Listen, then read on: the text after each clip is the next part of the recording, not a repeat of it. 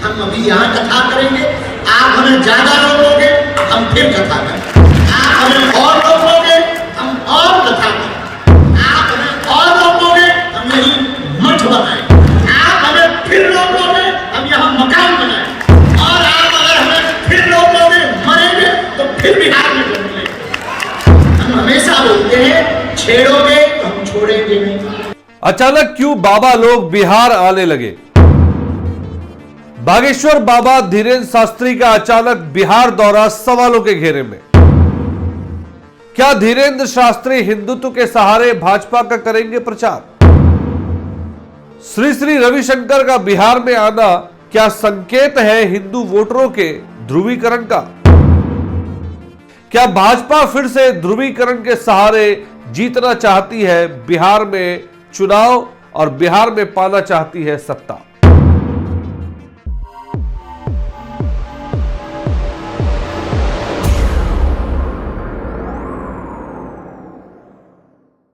ध्रुवीकरण की आंधियों में बट गई ये बस्तियां, नफरतों की चाल में खो गई सब हस्तियां, सियासत के दौर बांटते हैं शामो शहर, हकीकत में ना कोई जीता ना कोई यहां पर, मजहबों के नाम पर दिलों में दरार आई, चुनावी रंग में देखो कैसी फिजा सरसाई, जो जोड़ते थे दिलों को वो गुमसुम पड़े हैं, सियासत की चालों में रिश्ते भी खड़े हैं। कभी मोहब्बत का पैगाम था इस जमी पर, अब नफरतों की फसलें उगती हैं हर दिन पर। सवाल बस इतना है, सोचे ये देश वाले, सियासत के इस जाल में हम कितने संभलने वाले। ये चंद लाइनें हैं जो मैंने पढ़ी है, वो बिहार की वर्तमान राजनीतिक हालातों को देखकर पढ़ी है। हंसी आती है कि हम किस तरह अंधे हो जा रहे हैं, कि हमें यह नहीं दिख रहा कि धार्मिक पैगाम फैलाकर हम राजनीति की बिसात बिछा रहे हैं। आप सोच रहे होंगे कि ये बातें मैं क्यों कह रहा हूं, तो जो बात मैं आपको अभी बताने जा रहा हूं, शायद ये बातें आपने अभी तक नहीं गौर की होंगी या नहीं सोची होंगी। इसलिए मैंने सोचा कि आप लोगों के सामने इस बात को रखूं और मेरे जो तथ्य हैं उन तथ्यों पर आपकी क्या राय है उसको भी जानूं। नमस्कार, मेरा नाम अभिषेक है और आप BMW न्यूज का खास कार्यक्रम देख रहे हैं स्पॉटलाइट।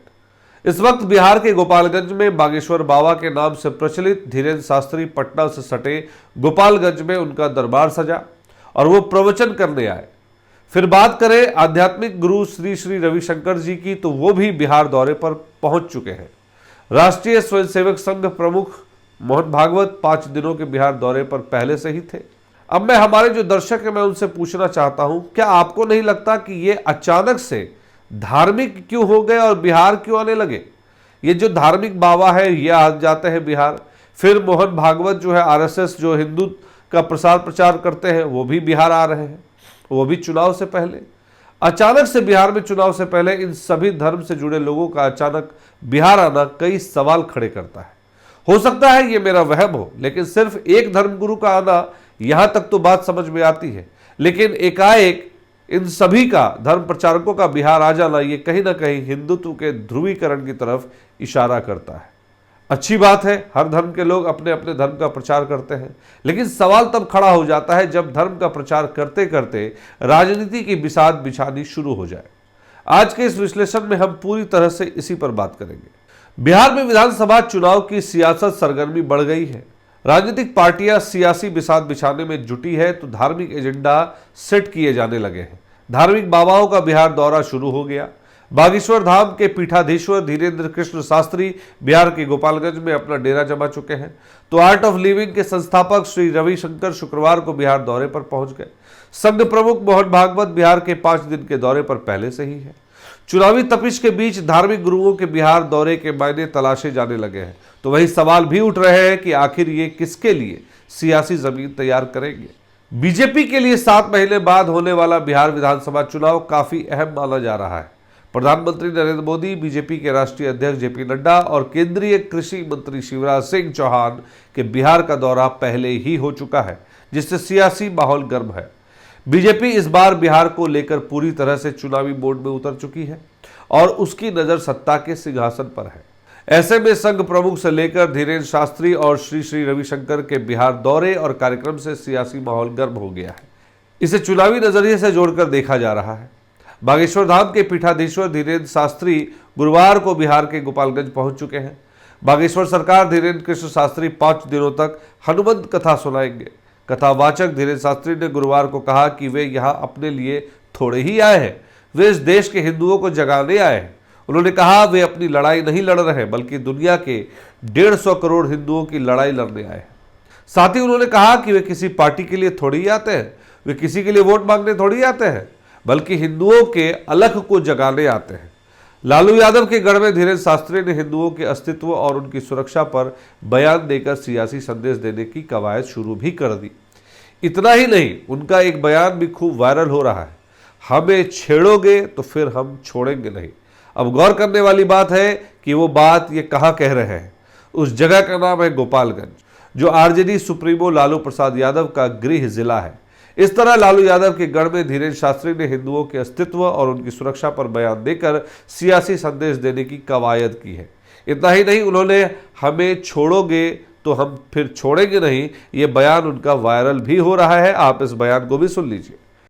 दूसरी बात, हमारा आपसे विवाद क्या है जो आप हमें रोकते हो, आप हमें गाली देते हो। हम करते क्या है? क्या हम किसी पार्टी के लिए आते हैं या हम वोट मांगते हैं? हम तो हिंदुओं को एकजुट करने आते हैं। और पूरे देश में हम जा रहे हैं, कोई नई बात थोड़ी है, पूरे देश में जा रहे हैं। हमारा उद्देश्य ये है, जब तक हमारे तन में प्राण है हम हिंदुओं के पक्ष में बोलेंगे, हिंदुओं को एक करके ही छोड़ेंगे। क्योंकि हमारी भारत माता के ऑलरेडी बहुत टुकड़े हो गए, अब भारत को हम बंटने नहीं देंगे, अब हम हिंदुओं को घटने नहीं देंगे। तो जिनको भी हमारे बिहार आने से बुरा लगा हो और जिन्होंने भी जो भी कहा हो, सेंड में आज से 5 दिन तक हम अभी यहां कथा करेंगे। आप हमें ज्यादा रोकोगे, हम फिर कथा करेंगे। आप हमें और रोकोगे, हम और कथा करेंगे। आप हमें और रोकोगे, हम यही मठ बनाएंगे।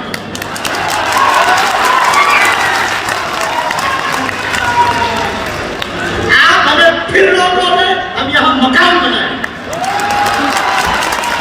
और आप अगर हमें फिर रोकोगे, मरेंगे तो फिर बिहार में घूम लेंगे। इसलिए यार, हम हमेशा बोलते हैं, छेड़ोगे तो हम छोड़ेंगे नहीं। हम आपका बुरा, किसी का बुरा करने नहीं आए, हम कथा करने आए, अपने पागलों से मिलने आए। 5 दिन यही मिलेंगे और 5 दिन खूब झूम झूम के गीत गाएंगे। हाँ पागलों, 8 तारीख को दिव्य दरबार भी लगाएंगे।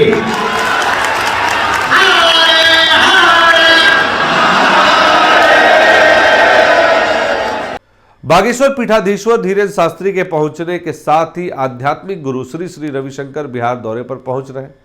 रविशंकर 3 दिन तक राज्य के दौरे पर रहेंगे। इस दौरान औरंगाबाद और पटना में उनके भव्य सत्संग के कार्यक्रम आयोजित होने हैं। यहां तक कि आज वो पूर्णिया में भी पहुंचेंगे। गांधी मैदान में शुक्रवार से 2 सत्संग में ध्यान योग और जीवन जीने की कला पर रविशंकर विशेष प्रवचन देंगे। श्री श्री रविशंकर 1000 साल पुराने पवित्र शिवलिंग को लेकर बिहार पहुंचे हैं, जिसको महमूद गजनवी ने 1026 ईस्वी में खंडित कर दिया था। महमूद गजनी कौन? मुसलमान बिरादरी से ताल्लुक रखता हुआ। उन्होंने दावा किया था कि उन्हें सोमनाथ मंदिर के खंडित शिवलिंग के अवशेष मिले हैं। सदियों से एक अग्निहोत्री परिवार इस शिवलिंग को सुरक्षित रखे हुए था। अब उन्होंने इसे सार्वजनिक दर्शन के लिए प्रस्तुत करने का निर्णय लिया है। श्री श्री रविशंकर उसी शिवलिंग को बिहार में लाए हैं, जिसका सभी दर्शन करेंगे। अब सवाल ये उठता है कि इससे पहले रविशंकर जी को ये याद नहीं आया बिहार शिवलिंग को लाने का, और ठीक चुनाव से पहले क्यों याद आ रहा है? ये कई सवाल हैं, इस पर आप गौर करिएगा। बिहार पहुंचने पर श्री श्री रविशंकर ने गुरुवार शाम बीजेपी नेता और बिहार के डिप्टी सीएम सम्राट चौधरी से मुलाकात की। इसके बाद रविशंकर ने कहा कि बिहार अब पिछड़ा राज्य नहीं रहा, अब आगे बढ़ रहा है। यहाँ ऐसे ऊर्जावान नेता हैं जो प्रदेश के विकास में अहम भूमिका निभा सकते हैं। अब खंडित शिवलिंग के सहारे रविशंकर हिंदुत्व को एकजुट करेंगे और ये सब को बताएंगे कि महमूद गजनवी को ने इसे खंडित किया था, जिसके बाद हिंदुओं का इमोशन जागेगा और वो एकजुट हो जाएंगे। फिर लालू प्रसाद यादव के मुस्लिम यादव समीकरण की धज्जियां उड़ जाएंगी।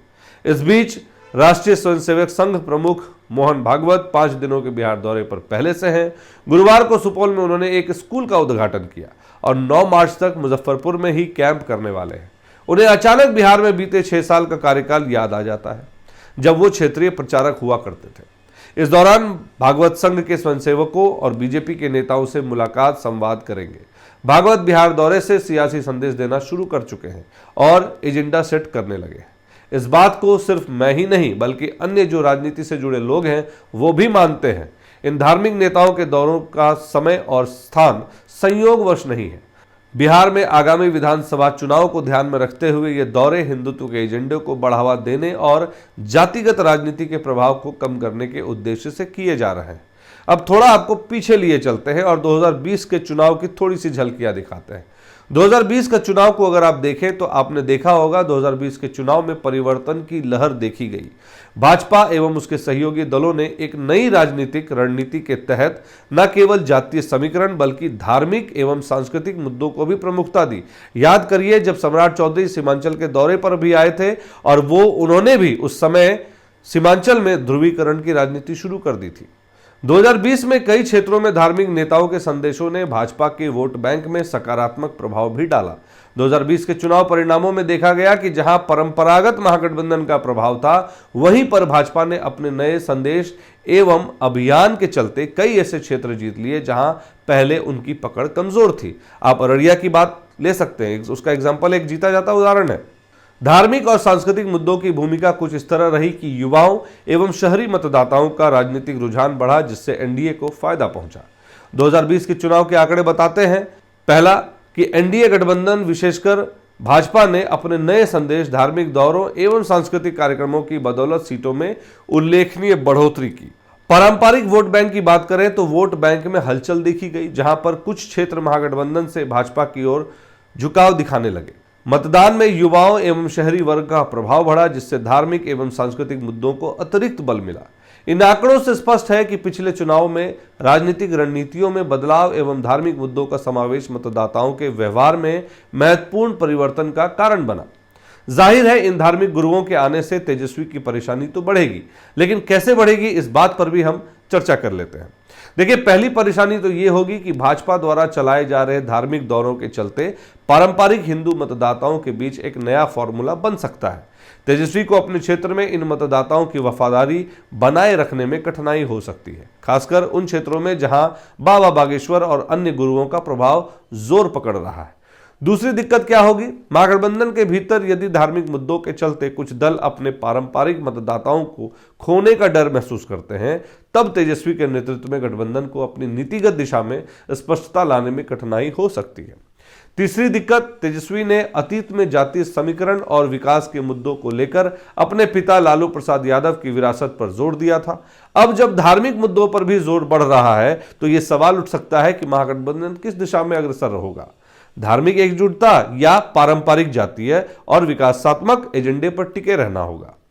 तेजस्वी को ऐसे समय में उन मतदाताओं का ध्यान आकर्षित करना होगा जो विकास एवं जातीय मुद्दों पर विश्वास रखते हैं, बल्कि उन मतदाताओं से भी जुड़ सकेंगे जिन्हें धार्मिक एकता का आकर्षण है। तेजस्वी पर यह आरोप लगाया जा सकता है कि वो महागठबंधन को एक व्यापक और स्पष्ट एजेंडे से लैस नहीं कर पा रहे हैं, जिससे चुनावी मैदान में भाजपा की धार्मिक रणनीति का फायदा उठाया जा सकता है। इन सब के बीच तेजस्वी यादव पर हिंदू मतदाताओं को बनाए रखने का दबाव तो रहेगा ही। तेजस्वी यादव और महागठबंधन को इन चुनौतियों से निपटने के लिए अपने संदेश में स्थिरता, विकास और सामाजिक न्याय के मुद्दों को प्रमुखता देने के साथ साथ गठबंधन की आंतरिक एकजुटता पर भी ध्यान केंद्रित करना होगा। यदि ये कदम सफल नहीं होते तो धार्मिक गुरुओं द्वारा प्रेरित भाजपा की रणनीति का लाभ उठाते हुए विपक्षी दलों को चुनावी मैदान में नुकसान झेलना पड़ सकता है। इस रिपोर्ट में दी गई जानकारी, आंकड़े एवं विश्लेषण तथ्यपूर्ण है और वर्तमान राजनीतिक हालातों को ध्यान में रखते हुए मतदाताओं के बदलते रुख को उजागर करती है, जिससे यह स्पष्ट हो जाता है कि बिहार की राजनीति एक नए मोड़ पर है। आने वाले महीनों में राजनीतिक दलों की रणनीतियां, उम्मीदवारों का प्रदर्शन एवं मतदाताओं की प्रतिक्रिया इस बदलाव का निर्धारक बनेगी। BMW न्यूज बिहार के इस विशेष खबर के जरिए हम अपने दर्शकों को पूर्ण एवं तथ्य आधारित जानकारी देने का प्रयास करते हैं ताकि वे आगामी चुनाव के बारे में सूचित एवं जागरूक रह सकें। आपकी इस विश्लेषण पर क्या राय है, कमेंट के माध्यम से अपनी बात हम तक जरूर साझा करें और बने रहें BMW न्यूज बिहार के तमाम खबरों के साथ। धन्यवाद। सूर्या हॉस्टल एक बार अपने बच्चे को जरूर भेजें। सीमांचल का सर्वश्रेष्ठ हॉस्टल 4ठी कक्षा से 10वीं तक कोचिंग एवं ट्यूशन निःशुल्क, बेहतरीन और हर सुविधा से लबरेज। हमारा पता है दलन कटिहार। संपर्क करें 7903464641 पर। हमारा वीडियो अगर आपको अच्छा लगा हो तो आप हमारे वीडियो को लाइक करें, शेयर करें और हमारे चैनल को सब्सक्राइब जरूर करें।